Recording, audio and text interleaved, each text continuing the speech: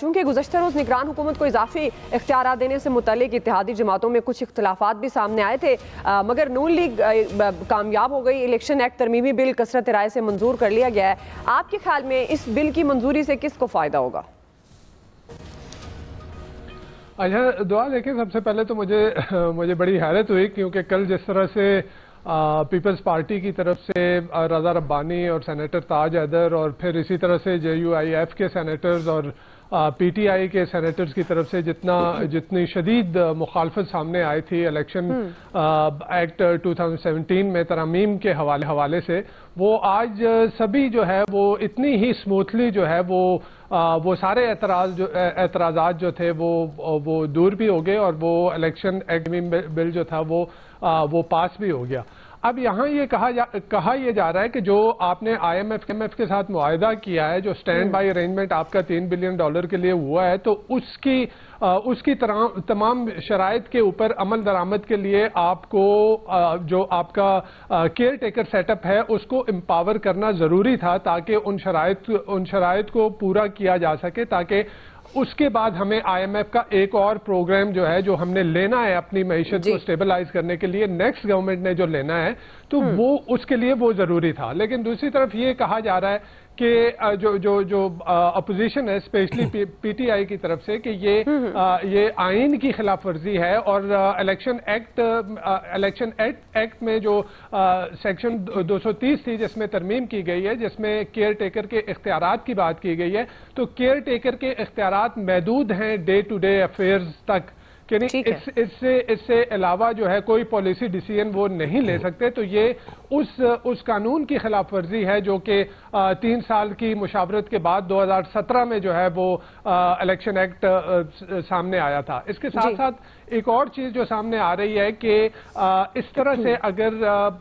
Care taker set up کو empower کیا جاتا ہے، تو جو ایک اسپیکولیشن چل رہی ہے، جو ایک گیسنگ گیم چل رہی ہے کہ شاید جو کیئر ٹیکر سیٹ اپ ہے اس کو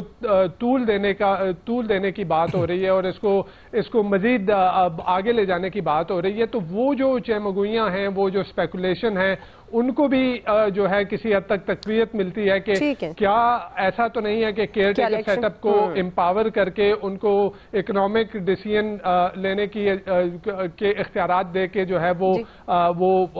جو اس کو طول تو نہیں دیا جا رہا۔ صحیح، ٹھیک ہے، بالکل آپ کا پوائنٹ آ گیا۔ عامر صاحب، آپ کو کیا لگتا ہے منظوری سے کس کو فائدہ ہوگا؟ اور جس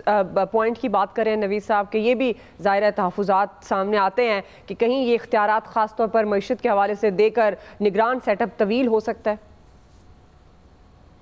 دیکھیں، پاکستان تھیوریوں میں رہتا ہے۔ بھٹو کو پھانسی ہوئی کہ نہیں ہوئی، ضیاء کا حادثہ ہو گیا، ہو سکتا ہے وہ بچ گیا ہو، چھپا لیا ہو، مطلب اسامہ بن لادن مارا گیا، نہیں مارا گیا، اٹھا کے لے گئے، مطلب ہم تو جیتے ان تھیوریوں میں ہیں